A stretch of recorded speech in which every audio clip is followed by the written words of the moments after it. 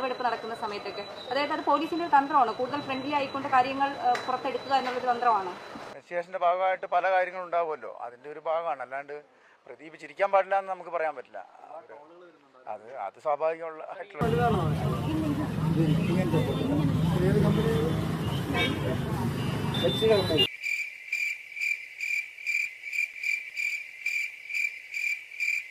ഗ്രീഷ്മ കേസിൽ കേരളം കൈയടിച്ചൊരു പോലീസ് ഓഫീസറുണ്ട്, ജോൺസൺ, DYSP ജോൺസൺ.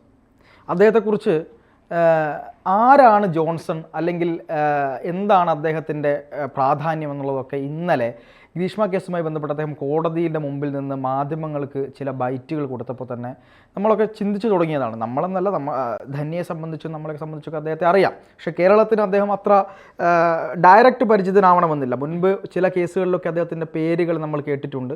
പല കേസുകളിലും കുറ്റം തെളിയിക്കുന്ന ഉദ്യോഗസ്ഥർ അങ്ങനെ പൊതുസമൂഹത്തിന് മുമ്പിലേക്ക് എത്തണമെന്നില്ല. പക്ഷേ അതിലൊക്കെ വ്യത്യസ്തനാണ് പറയുന്ന ജോൺസൺ സാറ്. ഇന്നലെ അദ്ദേഹം ഒരു കോട്ട് കൂടെ പറഞ്ഞു. അതായത് അവൻ അവൾക്ക് കൊടുത്ത കരളിൽ അവൾ തന്നെ കൊടുത്ത വിഷത്താൽ അതിനെ നശിപ്പിച്ച് കളഞ്ഞവളാണ് ആര് ഗ്രീഷ്മ എന്നുള്ളൊരു വലിയ കോട്ട് കൂടെ അദ്ദേഹം പറഞ്ഞു. അത് ഹിറ്റാവുകയും ചെയ്തു. ആരാണ് DYSP ജോൺസൺ? എന്തൊക്കെയാണ് അദ്ദേഹത്തിൻ്റെ പ്രത്യേകതകൾ? DYSP KJ ജോൺസൺ സാർ സത്യത്തിൽ ഗ്രീഷ്മയുടെ വിഷയം തുടങ്ങിയ അന്ന് മുതൽ ആ വിഷയം ഗ്രീഷ്മ കോടതിയിൽ ജയിലിലാകുന്നത് വരെ ആ വിഷയവുമായി ബന്ധപ്പെട്ട് സഞ്ചരിച്ച മാധ്യമപ്രവർത്തകരിൽ ഒരാളാണ് ഞാനും. പല സമയങ്ങളിലും ജോൺസൺ സാറുമായി സംസാരിക്കാനും അദ്ദേഹത്തുമായി ഇടപഴകാനും ഒക്കെ സാധിച്ചിട്ടുള്ള ഒരു വ്യക്തിയാണ്. അപ്പോൾ അദ്ദേഹം ഈ വാർത്ത കാണുമോ ഇല്ലേന്നൊന്നും എനിക്കറിയില്ല. പക്ഷേ അദ്ദേഹത്തോട് എനിക്ക് ചോദിക്കാനുള്ളത്, ഓർമ്മയുണ്ടോ സാർ ഈ മുഖം? കാരണം അദ്ദേഹത്തെ ട്രോളിലൊക്കെ കൊണ്ടെത്തിക്കാൻ എൻ്റെ സാന്നിധ്യം വലിയ പങ്ക് വഹിച്ചു എന്നുള്ളതാണ്.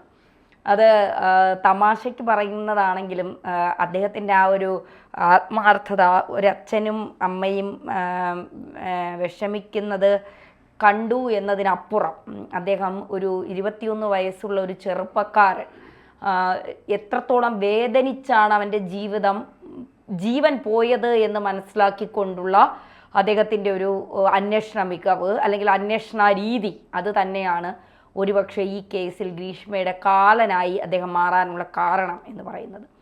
ഇപ്പോൾ അതിൻ്റെ ഈ കേസിൻ്റെ മേൽനോട്ട ചുമതല ശില്പാ മേഡത്തിനായിരുന്നു എങ്കിൽ പോലും തെളിവെടുപ്പിനും മറ്റ് മൊഴിയെടുക്കാനും ചോദ്യം ചെയ്യാനും ഒക്കെ കൊണ്ടുവരുന്നത് DYSP KJ ജോൺസൺ സാറിൻ്റെ മേൽനോട്ടത്തിലായിരുന്നു. അപ്പോൾ ഞങ്ങൾ ഈ മാധ്യമപ്രവർത്തകരെല്ലാം ഗ്രീഷ്മയുടെ വീടായ തമിഴ്നാട്ടിലെ സ്ഥലത്തിൻ്റെ പേരിപ്പോൾ ഞാൻ വിട്ടുപോയി, അവിടെ തമ്പടിച്ച് കിടക്കുകയാണ്. കാരണം മിക്കവരും റൂമൊക്കെ എടുത്ത് ആ പരിസര പ്രദേശങ്ങളിൽ, കാരണം തെളിവെടുപ്പിന് കൊണ്ടുവരും, അമ്മാവനെ കൊണ്ടുവരും, അമ്മയെ കൊണ്ടുവരും. അപ്പോൾ പിന്നെ ഷാരോണിൻ്റെ വീട്ടിലേക്ക് പോകും. പിന്നെ ഇവർ പോയ പല സ്ഥലങ്ങളിലും, തമിഴ്നാട്ടിലുള്ള പല റിസോർട്ടുകളിലും, ഈ ഷാരോൺ പഠിച്ച കോളേജിൽ, ഗ്രീഷ്മ പഠിച്ച കോളേജിൽ, ഈ ജ്യൂസ് വാങ്ങിയ കടകളിൽ, പാരസെറ്റമോൾ ഗുളിക വാങ്ങിയ കടകളിൽ, ഈ കീടനാശിനി വാങ്ങിയ കടകളിൽ, പിന്നെ ഫാർമസികളിൽ, അങ്ങനെ എല്ലായിടത്തും ഞങ്ങൾ സഞ്ചരിച്ച ആളുകളാണ്. വെട്ടുകാട് പള്ളിയിൽ എനിക്ക് തോന്നുന്നു അത് 24-ൻ്റെ റിപ്പോർട്ടർ ഷാമിന് മാത്രമാണ്, നമ്മളോടൊപ്പം ജോലി ചെയ്ത ഷാമിന് മാത്രമാണ് ആ വിഷ്വൽസ് കിട്ടിയത്.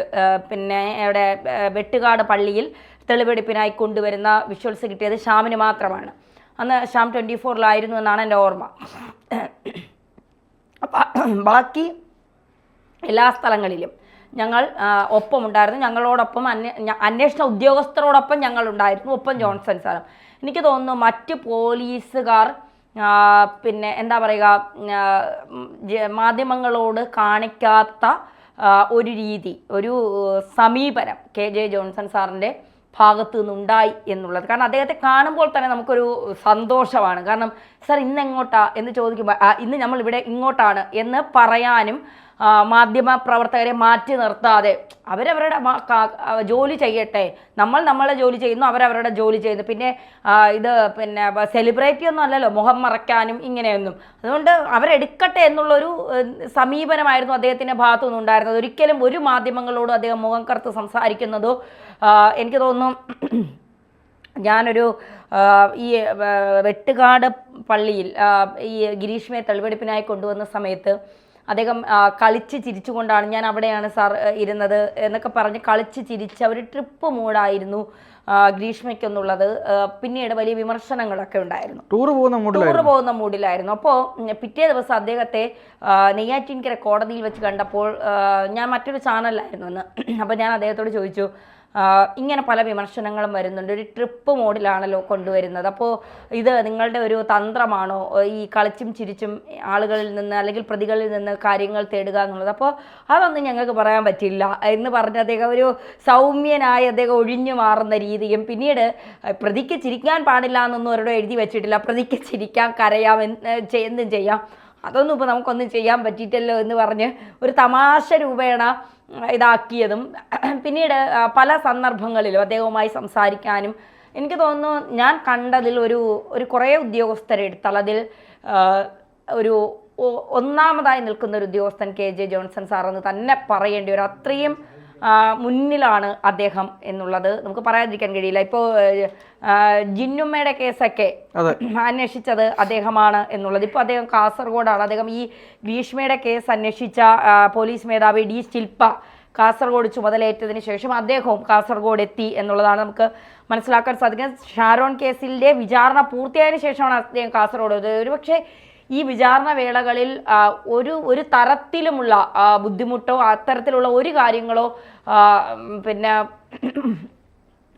ഇല്ലാതെ എല്ലാ തെളിവെടുപ്പും അത് പോലീസിന്റെ ജോലിയാണ്, ഉത്തരവാദിത്വമാണെങ്കിൽ പോലും കൃത്യമായി അത് നടപ്പിലാക്കി കുറ്റപത്രം ഇത്ര സ്ട്രോങ് ആയി കോടതിയുടെ മുന്നിലെത്താൻ സഹായിച്ച ഒരു ഉദ്യോഗസ്ഥൻ തന്നെയാണ് DYSP ജോൺസൺ. അദ്ദേഹത്തെ മാറ്റി നിർത്തിക്കൊണ്ട് ഗ്രീഷ്മ കേസ് ഒരു ഇഞ്ച് പോലും മുന്നോട്ട് പോകില്ല, ഒരു ഇഞ്ച് പോലും ആ പേര് പറയാതെ ഈ വാർത്ത അവസാനിക്കുകയുമില്ല എന്നുള്ളതാണ് യാഥാർത്ഥ്യം. അതിൽ ശില്പ മാഡം, അതായത് ഇപ്പം SP ആയിരിക്കുന്ന D ശില്പ, അവർ ACP ആയിരിക്കുന്ന സമയത്താണ് ജോൺസൺ സാറിനെ കേസുകൾ ഏൽപ്പിച്ചത്. ആ ശില്പ മാഡത്തിന്റെ ഒരു അല്ലെങ്കിൽ ആ ഉദ്യോഗസ്ഥയുടെ ഒരു പങ്ക് അദ്ദേഹത്തിന്റെ എന്താണ് ഔദ്യോഗിക ജീവിതത്തിൽ ഒരുപാട് പങ്ക് വഹിച്ചിട്ടുണ്ട്. അദ്ദേഹത്തിലെ ആ ഒരു അന്വേഷണ ഉദ്യോഗസ്ഥനെയും അന്വേഷണ മികവിനെയും എന്താണ് കണ്ടെത്തിക്കൊണ്ട് കൂടുതൽ കേസുകൾ ഏൽപ്പിക്കാൻ ശില്പ അതെ അവർക്ക് കഴിഞ്ഞിട്ടുണ്ട്, അവരെ ശ്രമിച്ചിട്ടുമുണ്ട്. അത് അദ്ദേഹം പറയുന്നത് നമ്മുടെ ഈ മറ്റേ അബ്ദുൾ ഗഫൂർ ഹാജിയെ തലക്കടിച്ച് കൊന്ന് 595 പവൻ സ്വർണ്ണാഭരണങ്ങൾ കവർന്ന കേസിന്റെ അന്വേഷണ ചുമതല ഇദ്ദേഹത്തെ ഈ ജോൺസന്റെ അന്വേഷണ മികവ് പരിഗണിച്ചാണ് അദ്ദേഹത്തിന് ഈ കേസിന്റെ ചുമതല നൽകിയത് എന്നുള്ളതാണ്.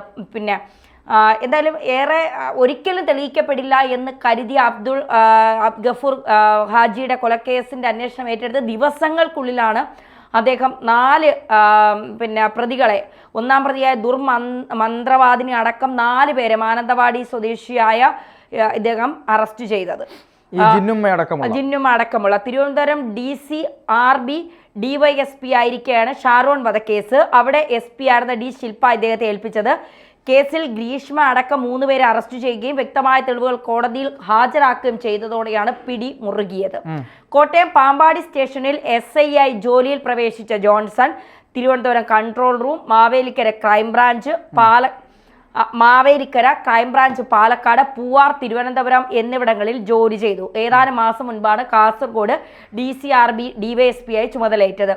അധ്യാപികയായ നിയോമയാണ് ഭാര്യ, 2 മക്കളുണ്ട്. ആ ഭാര്യയ്ക്ക് ഒരു ബിഗ് സല്യൂട്ട്. കാരണം ഈ ജോലിയുടെയൊക്കെ പ്രഷറുമായി വീട്ടിലേക്ക് ചെന്ന് കയറുമ്പോൾ അതൊക്കെ സാന്ത്വനിപ്പിച്ച് മുന്നോട്ട് കൊണ്ടുപോയി അദ്ദേഹത്തിന്റെ ജോലിയിൽ ധൈര്യം കൊടുക്കുന്ന ഒരു ഭാര്യയുണ്ട്. ഏതൊരു പുരുഷന്റെ വിജയത്തിന് പിന്നിലും ചില സ്ത്രീകളുടെ കൈകളുണ്ട് എന്ന് പറയുന്നത് പോലെ ഇവിടെയും അദ്ദേഹത്തിന്റെ ഭാര്യയുടെ കൈകൾ ഉണ്ടാകാം. പ്രത്യേകിച്ച് പോലീസ് ജോലിയല്ലേ, പ്രഷറൊക്കെ താങ്ങാൻ കഴിയാതെ പറയുന്നില്ല, അല്ലെങ്കിൽ പാർട്ടിന് പലതും പറയാനുണ്ട്. ഓക്കെ, കുമാരനെല്ലൂർ പോലീസ് സ്റ്റേഷൻ പരിധിയിൽ നിന്ന് 23-കാരിയായി ദിവ്യയും 2.5 വയസ്സുകാരിയായ മകളെയും തമിഴ്നാട് ആളില്ലാത്തുറയിൽ കൊണ്ടുപോയി കൊലപ്പെടുത്തി കുഴിച്ചിട്ട കേസ് തെളിയിച്ചാണ് DYSP ജോൺസന്റെ ഔദ്യോഗിക ജീവിതത്തിലെ മറ്റൊരു പ്രധാന സംഭവം. ദിവ്യയുടെ കാമുകനും ഭാര്യയും ചേർന്ന് യുവതിയും കുട്ടിയും കൊലപ്പെടുത്തിയതെന്ന അന്വേഷണത്തിൽ കണ്ടെത്തിയായിരുന്നു. അതായത് അന്വേഷിച്ച കേസെല്ലാം ദിവസങ്ങൾ കൊണ്ട് തെളിയിക്കുന്ന ഒരു ഉദ്യോഗസ്ഥൻ. ഇപ്പോൾ ഈ അടുത്ത് ഇറങ്ങിയ ഒരു സിനിമയുണ്ട്, പ്രാവിൻകൂടി ഷാപ്പ്. അതിൽ ബേസിൽ ജോസഫ് അല്ലേ, ബേസിൽ ജോസഫ് ആണ് പോലീസ് ഉദ്യോഗസ്ഥൻ. കഥ പറഞ്ഞാൽ സംവിധായകനും നിർമ്മാതാവും ഒക്കെ കൂടി ഇവിടെ വന്നിട്ട് എന്നെ ഭാര്യ തൂക്കിയെടുത്തിട്ട് അടിക്കും. പക്ഷെ അതിൽ ബേസിൽ 10 ദിവസം കൊണ്ട് ഏത് ക്രിമിനൽ കുറ്റവും 10 ദിവസം കൊണ്ട് അദ്ദേഹം തെളിയിക്കും. പിന്നെ തെളിയിക്കാതെ പറ്റാതെ പോയൊക്കെ ഒരു കഥയാണ് അതിലൂടെ പോകുന്നത്. പക്ഷെ അദ്ദേഹം പറയുന്ന ഒരു കാര്യമുണ്ട്, ഇടിച്ച് പിഴിഞ്ഞല്ല, സയൻറ്റിഫിക്കായി പ്രതികളോടൊപ്പം ചേർന്ന് നിന്ന് കൃത്യമായി അവരുടെ തന്ത്രങ്ങൾ ഇങ്ങ് മനസ്സിലാക്കിയെടുത്ത് കളിച്ച് ചിരിച്ച് പാട്ടൊക്കെ പാടി ഉല്ലാസയാത്രയൊക്കെ ചെയ്ത് അവരിൽ നിന്ന് കിട്ടാനുള്ളത് മുഴുവൻ ഇങ്ങ് ഊറ്റിയെടുത്ത് എന്നിട്ടൊരു പൂട്ടങ്ങ് പൂട്ടും, ഒരു മണിച്ചിത്രത്താഴ് പൂട്ടിട്ട് അങ്ങ് പൂട്ടും. പിന്നെ അതിൽ നിന്ന് പുറത്ത് കിടക്കാൻ കഴിയില്ല. അതാണ് DYSP ജോൺസൺ സാർ ചെയ്തത്. എന്തായാലും സാറിനോടൊപ്പം ചെലവഴിച്ച നിമിഷങ്ങൾ ജീവിതത്തിൽ ഒരിക്കലും മറക്കാൻ കഴിയില്ല എന്നുള്ളത് ഏറെ അഭിമാനത്തോടെ സന്തോഷത്തോടെ തന്നെ പറയുന്നു. സാറിനെ എപ്പോഴെങ്കിലും വന്ന് കാണണമെന്ന് ഒരുപാട് തവണ ആഗ്രഹിച്ചിട്ടുണ്ട്. പക്ഷേ സാറും തിരക്കിലാണ്, അതിനേക്കാൾ കുറഞ്ഞ തിരക്കിലാണ് ഞാനും. അതുകൊണ്ടാണ് വന്ന് കാണാൻ പറ്റുക. തീർച്ചയായും സാറിനെ തിരുവനന്തപുരത്ത് വന്ന് കാണണം. പ്രത്യേകിച്ച് ഈ ഗ്രീഷ്മയുടെ കേസിന്റെ വിധി വന്നതിന് ശേഷം വലിയ ആഗ്രഹമുണ്ട് സാറിനെ കാണണമെന്ന്. തിരുവനന്തപുരത്ത് പോയിട്ട് കാര്യമില്ല, എനിക്ക് കാസർഗോഡേക്ക് അതെ, കാസർഗോഡേക്ക് പോകണം. അതുവരെ വരാനുള്ള യാത്രാ ബുദ്ധിമുട്ടുകൾ കൊണ്ട് സാറ് തിരുവനന്തപുരത്ത് വരുമ്പോൾ തീർച്ചയായും സാറിനെ വന്ന് കാണുന്നതാണ്. സാറിനെ പോലുള്ള ഉദ്യോഗസ്ഥരാണ് നമ്മുടെ പോലീസ് സേനയുടെ ഏറ്റവും വലിയ അഭിമാനം എന്ന് പറയാതിരിക്കാൻ കഴിയില്ല. സാറിനെ മാതൃകയാക്കിക്കൊണ്ട് പോലീസിലേക്ക് വരുന്നവർ തീർച്ചയായും പിന്നെ വളരെ അഭിനന്ദനം അർഹിക്കും. കാരണം അത്രത്തോളം ആത്മാർത്ഥമായാണ് DYSP ജോൺസൺ ഓരോ കേസും അന്വേഷിക്കുന്നത്. അദ്ദേഹത്തിൻ്റെ മികവിനൊരു പിക്സൽ.